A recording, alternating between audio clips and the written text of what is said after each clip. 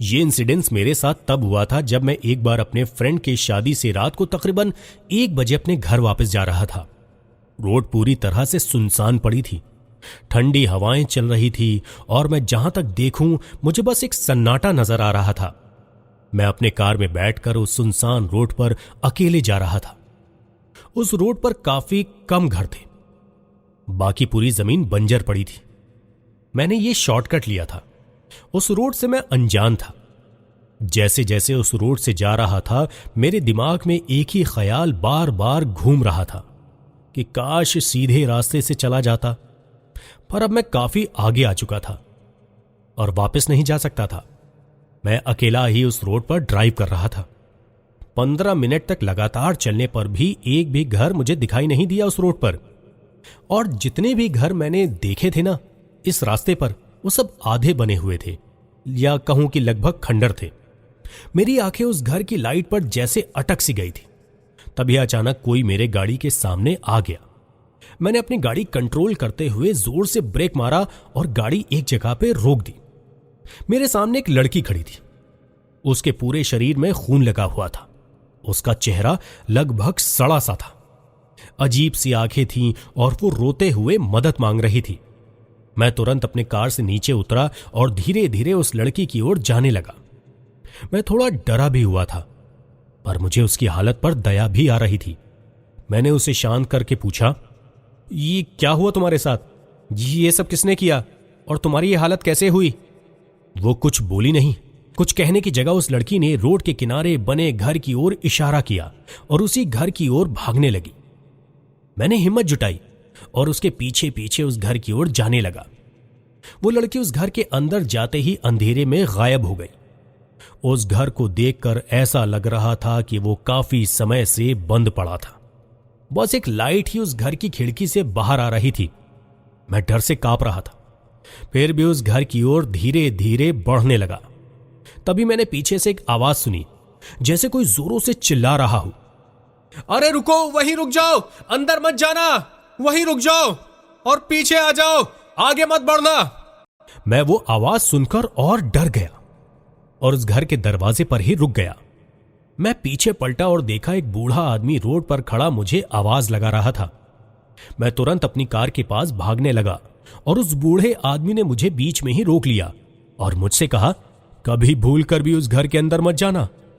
डरते हुए मैंने उस बूढ़े आदमी से इसकी वजह पूछी और उसका जवाब सुनकर मेरी रूह कांप गई।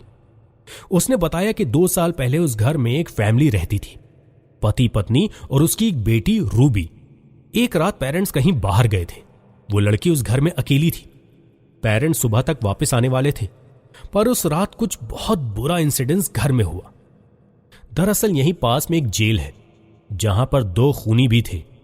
उन दोनों ने इसी इलाके के एक शख्स की दिन दहाड़े हत्या कर दी थी और उन दोनों को मर्डर करते हुए रूबी ने देख लिया था। बाद में जब पुलिस ने जांच की तो रूबी ने अपने बयान में कहा कि उसने देखा है हत्या होते हुए और कोर्ट रूम में उन दोनों मर्डरर को पहचान लिया। तभी से वो दोनों रूबी की हत्या करके बदला लेना चाहते थे। उन दोनों ने पहले ही अपने गैंग के लड़कों से रूबी के घर की रेकी करने को बोल रखा था। जिस दिन पता चला कि रूबी अकेली है घर पर, उसी दिन दोनों मर्डरर जेल से फरार हो गए और रूबी के घर आ गए और उन दोनों ने बेहद ही बेरहमी से रूबी को मार दिया। पूरे घर में उसे घसीटा, खून से घर का फर्श सुर्ख लाल हो चुका था। बहुत बेरहमी से हत्या की थी उन दोनों ने रूबी की। जब अगले दिन पेरेंट्स घर आए तो उन्होंने देखा रूबी की लाश लिविंग रूम में पड़ी है, जो कि पूरी तरह से खून में लथपथ थी। मां अपनी रूबी की यह हालत देख ना सकी और उसे वहीं हार्ट अटैक आ गया और उसकी भी मौत हो गई। पिता के पास अब जीने की कोई वजह न होने के चलते उसने भी उसी घर में सुसाइड कर खुद की जान ले ली। पूरी फैमिली इसी घर में खत्म हो गई। इन दोनों हादसों के बाद से यह घर बंद पड़ा रहा, पर कुछ दिनों बाद ही उस घर में 2 आदमियों की डेड बॉडीज मिली। जब पुलिस ने इन्वेस्टिगेशन की तो उन्होंने कहा कि वो वही दोनों थे जिन्होंने रूबी की हत्या की थी।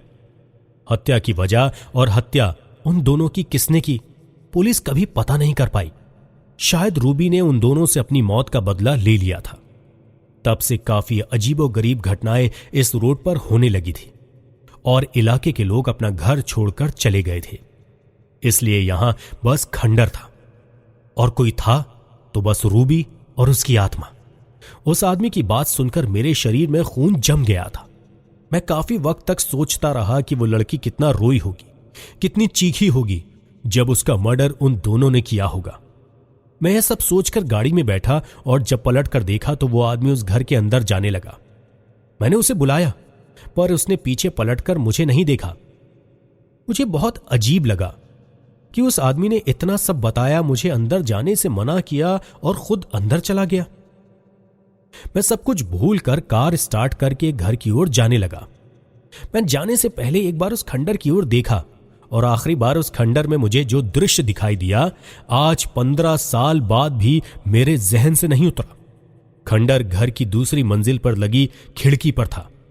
वो आदमी और वो लड़की रूबी, जो आदमी जिसने मुझे रोका था ना, वो कोई और नहीं था, वो रूबी का पिता था जिसने सुसाइड कर लिया था। मैं आज भी यही सोचता हूं, क्या वो एक सच था या कोई भयानक सपना, या शायद कोई ऐसी कहानी जो हमने सुनी नहीं होती तो हमें पता नहीं चलती, जब कहानी का किरदार अपनी आप बीती